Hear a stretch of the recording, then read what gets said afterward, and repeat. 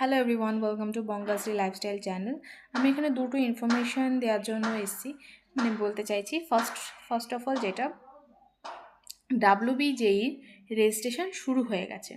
তো বেশি দেরি না করে তোমরা রেজিস্ট্রেশন করে নিতে পারো। যারা যারা WBJEE এক্সাম দেবে, WBJEE এক্সাম দিলে কি হবে, এক্সাম দিলে যারা PCB স্টুডেন্ট তারা কিন্তু ফার্মেসির জন্য একটা অপরচুনিটিস পাবে।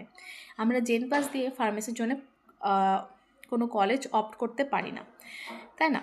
তো WBJEE কিন্তু দিয়ে আমরা ফার্মেসির জন্য কলেজ পেতে পারি। আমি এখানে স্পেসিফিক্যালি PCB স্টুডেন্টদের জন্য ইনফরমেশনটা দিচ্ছি। নেক্সট ইনফরমেশন যেটা, নিটের ফর্ম এক্সটেন্ড হয়েছে আর কালকে কিন্তু সেটা লাস্ট ডেট। যারা যারা নিট এক্সাম দিতে চাও তারা কিন্তু সেই রেজিস্ট্রেশনটা করে নাও। আর এই বছরে 2026-এর রেজিস্ট্রেশন কতজন করেছে? প্রায় 18 লাখ মতন স্টুডেন্ট করেছে। আগের বছর কিন্তু আগের বছরের থেকে অনেক কম।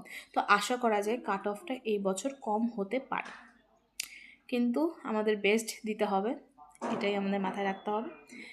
We will give our best even if আমিও কিন্তু এক্সাম দিচ্ছি, ঠিক আছে?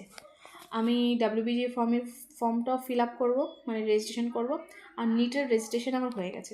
তো নিটের রেজিস্ট্রেশন করতে গিয়ে আমার অবস্থা সত্যি কথা বলতে কাহিল হয়ে গেছে।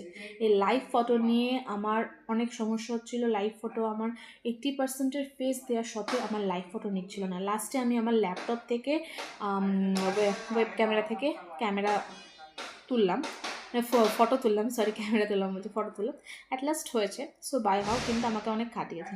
তো আমি এটা বলছি যে WBJEE যারা ফর্ম ফিল আপ করবে তারা আগে করে নাও, কারণ নিটে যেহেতু তবু লাইভ ফটো নিয়ে প্রবলেম হচ্ছে।